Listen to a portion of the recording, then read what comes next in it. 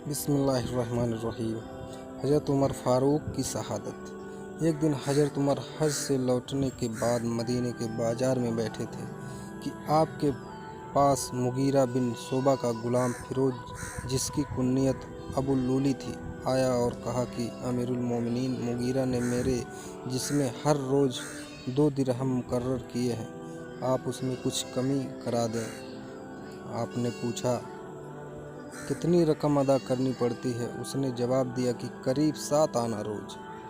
حضرت عمر کو حیرت ہوئی، فرمایا کہ تمہارے پیسوں کو دیکھتے ہوئے یہ رقم کچھ زیادہ نہیں ہے، اس لیے میں دخل نہیں دے سکتا۔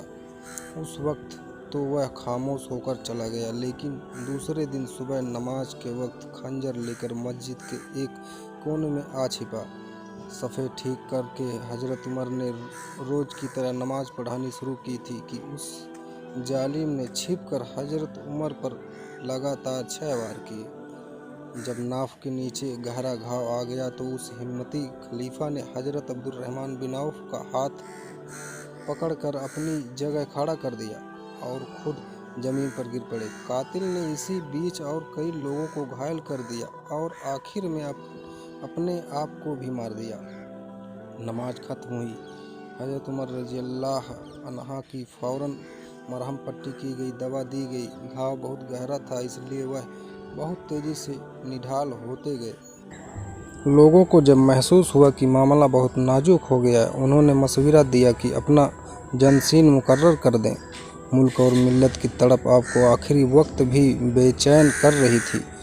چنانچہ فرمایا خلیفہ کا فرض ہوگا کہ مہاجر انصار عرب کے جو دوسرے لوگ اور وہ عرب جو دوسرے ملکوں میں آباد ہیں اور غیر مسلموں کا دھیان رکھیں اور ہر طرح ان کے مال و جان کی حفاظت کریں۔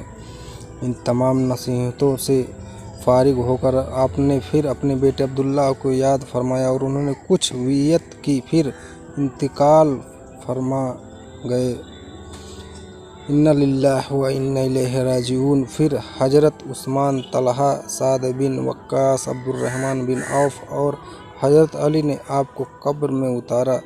آپ کی آرام گاہ پیارے نبی صلی اللہ علیہ وسلم کے پہلے میں ہے۔